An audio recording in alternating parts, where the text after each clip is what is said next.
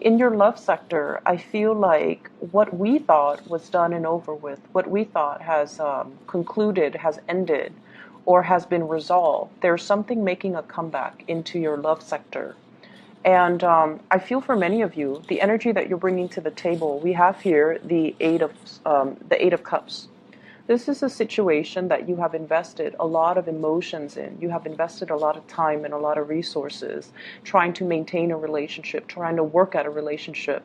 And I also feel like for many of you, it's a cups energy. So it's like giving of yourself emotionally to another person. And I feel like this was a situation that was quite uncomfortable and quite painful for you to be in, mainly because either the relationship was very unbalanced from the start, or despite all the effort and the work that you put in, you just felt like there wasn't that reciprocity coming through from the other person. And so with the hearts in the reverse, it's almost like emotionally, it was very taxing. It was very difficult, and you felt very alone and isolated in this process through the entire time frame that you were dealing with this person. For some of you, it might be a period of 8 months that you've had this relationship partner, or have been in this relationship, or have been feeling like this, feeling very empty and feeling like it's not really going anywhere. This card indicates to me a very barren landscape where, despite the big love that's kind of emanating from your heart, you feel like you were losing pieces of yourself, and you feel like, not in the spirit of wasting time or, being efficient with time when it comes to love, but you almost felt like you were not getting what you were hoping for out of this relationship.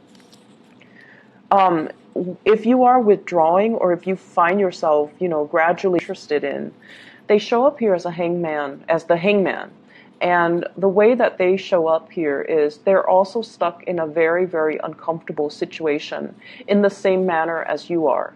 So, yes, they might understand that you are putting so much of yourself in, but because they are stuck in this space of limbo, am I going to be cut down? Am I going to be freed? Am I moving on with my life? Am I stuck here? They're stuck in this state where they can't really make a decision, where they can't really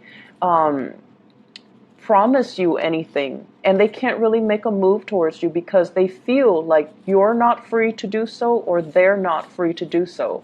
And I feel the energy playing out both ways, where both parties can you feel emotionally very frustrated and very stuck, whereas they feel physically very frustrated and very stuck. But I definitely feel they have the love towards you. And it's sort of like everything that's below that they're trying to grasp at. This is you with a lot of growth and abundance underneath, but they're so far removed from it. And it seems as if life or circumstances are driving a wedge in between the two of you, where you're trying to formalize plans and you're trying to get the relationship off the ground. But it seems like you're on different pages at this point. And it seems as if they feel like you're slightly out of reach. Okay, so whatever the situation occurs for you, they feel like you're out of reach. So yes, the emotions and the love is definitely there from their end, but they're not able to free themselves to do anything about it. All right. So I feel like you have to really understand the constraints that your partner is dealing with, the physical constraints.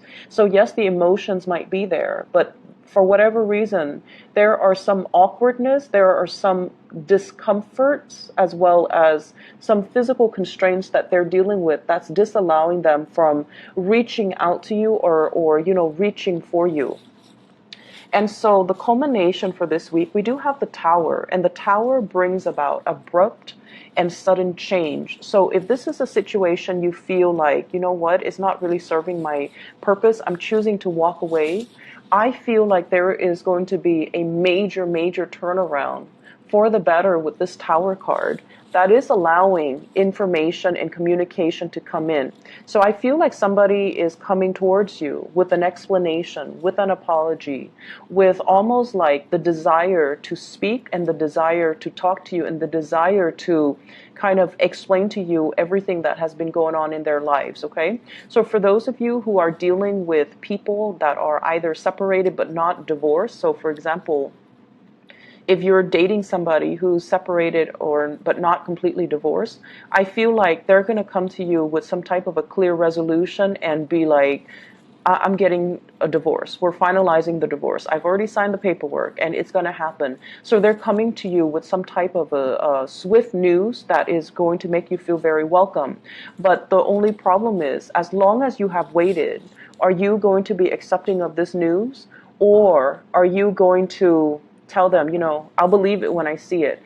Are you going to make demands to see the physical paperwork? Or are you going to make demands to kind of like tell them, once you're done with everything, once you're completely single, then you let me know? Because with the Two of Swords, this is a state where, I'm sorry, let me explain this card first. This is the Prince of Swords, okay, the Knight of Swords. They come in very, very quick with information. They are a messenger, and they come bearing news that is very swift, very sudden.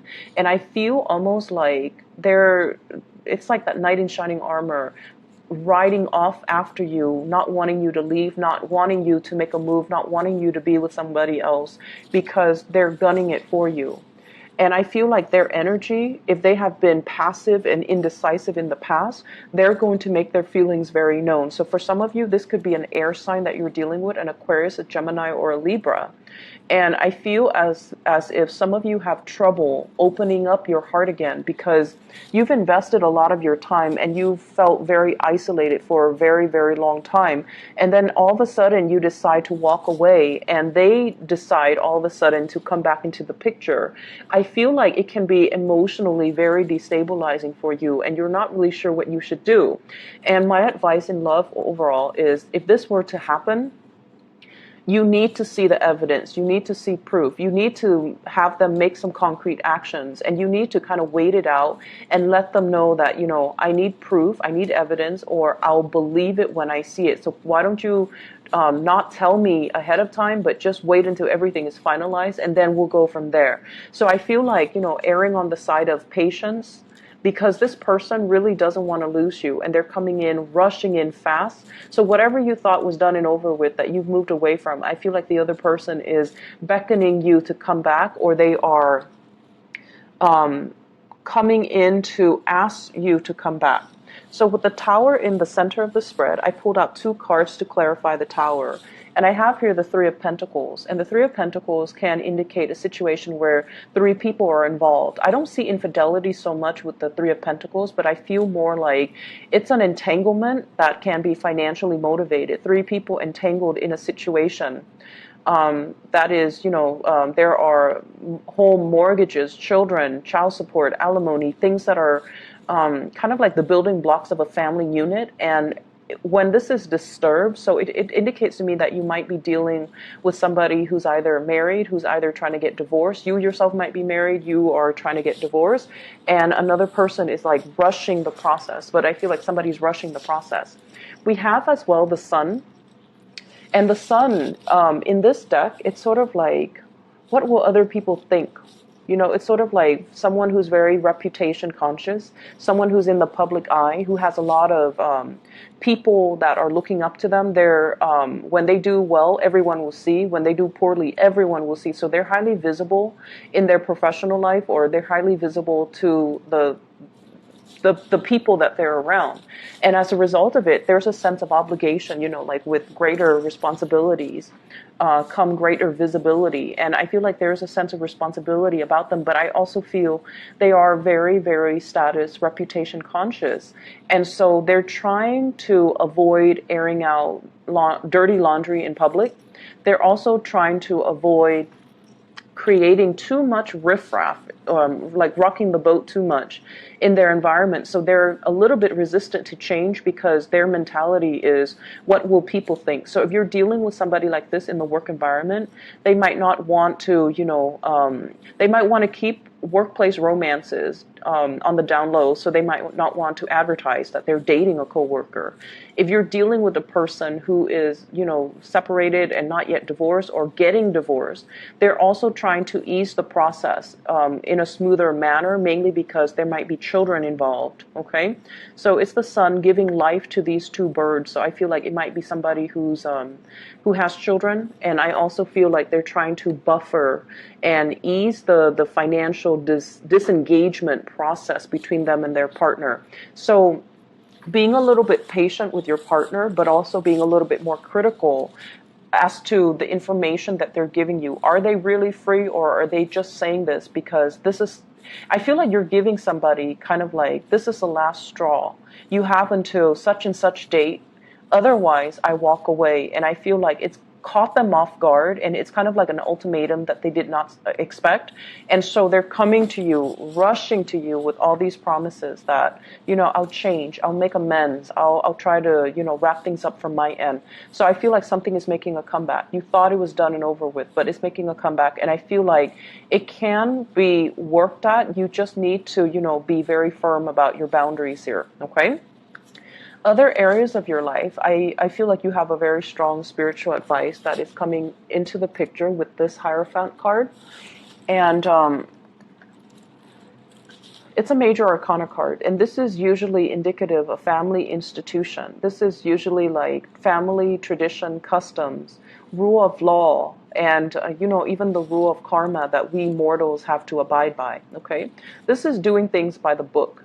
What was done in the past needs to be obeyed and respected. It's not in the spirit of retrenchment and, conservatism, but it's all about doing things so that we don't create changes that are too fast, too disruptive, and too swift, especially when there are other people that are involved or there are other people that are affected by the change. So I feel like whoever you're dealing with or whatever you're trying to create in your own life, we have here the Magician. The Magician is somebody that is very much independent. They only think about, what they can conjure up for themselves, what they can manifest. And this is somebody who's a little bit of a untraditional, unorthodox, and they kind of live for themselves. So I see like you're dealing with someone who might have a little bit of a selfish streak, or they're kind of like, they're out to live the good life, okay? There might be overspending. There might be a lot of opportunities for you as well to wine and dine with really rich, really wealthy clients, for you to wine and dine and have a really good life that's coming through for this week. And I feel like for many of you, this is on a client basis where promises are being made on a very grand scale, but at the end of the day, you want to make sure that they're able to follow through. So I feel like in opposition to the Hierophant, this is sort of like doing things that are tried and true. And this is kind of like forging our own path and doing whatever that feels good for us. So actions and consequences, okay? The major advice here is you can definitely straddle some type of a middle ground or find some type of a middle ground where you don't have to err on one side, too much conservatism, and then on the other side, too much individuality, because that can also create a lot of friction in the environment and with the relationships that you're trying to foster for yourself. So erring on the side of, having kind of like that middle ground, that sense of balance, I feel is going to be really good for you. I see many of you working on a contract client basis, and you're out, wining and dining your clients in order to close the deal. So for those of you who are self-employed, in particular with this Nine of Coins, it indicates basically being able to land really lucrative assignments, being able to land large portfolios or very wealthy, very well-endowed clients, and having to add that to your portfolio that will grow for you and that will manifest for you. So commission paychecks, I feel like those are kind of coming in. Back pay, maybe even overtime pay, all of these things are coming into the picture for you for this week. And so financially, you're in a very, very good footing. However, I want to also advise you to, curb your spending for this week. Not because you are extravagant for this week, but mainly because if you are out, with business deal, business lunches, business dinners, make sure that, you keep all the receipts, you keep everything itemized, you staple everything that pertains to that one day together, so then you're not like ruffling through a bunch of receipts in order to get, your reimbursements. And with the Page of Wands, this is some type of a news, and I feel it's receipt related, okay?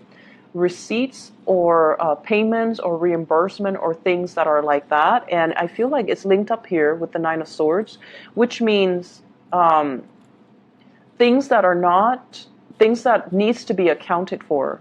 And I see like a lot of worries and anxieties here. And I feel like it might be finance related, where you might have misplaced some receipts. You might not have the reimbursement that you're looking for. And especially if you're spending a lot to woo a client or to get a client on board. And then you're kind of, you lost that receipt, or you're losing that paycheck, then it's going to be really hard for you to recoup your losses. Okay. And I'm also feeling as well, if in the past weeks you have been spending very, very extravagantly, this might be the week where things start to catch up with you. And it creates a little bit of a financial sore spot that you're going to have to work through, that you're going to have to, kind of plan out and strategize how you're going to be able to pay that credit card, how you're going to be able to recoup whatever it was that you spent an exorbitant amount of money on. So this is a good week overall for you to take stock, to not be too extravagant with spending, but have a better strategy when it comes to your investment, when it comes overall to money that's leaving your hands. I feel like on the work front, you're seen as somebody that has a lot of, it's almost like you have a sense of magic about you with this magician card, where you can talk big and you can conjure up these really grand plans. But when it comes to the people that you're trying to convince, I feel like they're going to go with the tried and true method. Okay, they're going to defer to the Hierophant, which is, if it's not broken, let's not fix it. If it's been done before and it's proven to be successful, let's go with that. So they're going to err on the side of being more conservative, being less risk adverse, and being a lot more like sticking to the tried and true, or being a stickler for rules and regulations. So know your audience and know who you're advocating for, because all this glitz and all this glamour, it looks good in presentation, but at the end of the day, they might err on this side. So for those of you who are giving presentations, who are trying to win over, emphasizing your success track records, emphasizing how long your company has been around, emphasizing, how long you have been in this position, I feel like that's going to bode a lot better for your credibility. Okay? So, there's a lot of things happening for you guys for this week in love, and also in your work and other areas of your life. So I would say all talk and no action is not the right way to go. And I feel that energy kind of blurring across the two readings. So if someone over and over and over again has been all talk and no action, I feel like, and honestly, I do feel this coming from your relationship partner, but I also feel in a certain way it's coming from you. So if someone has just been, saying things to appease another person, or making promises that they can't keep, all of it is going to boil over. And I feel like someone is going to get what's coming to them. Like, you've been saying this for 3 months and nothing has been done about it.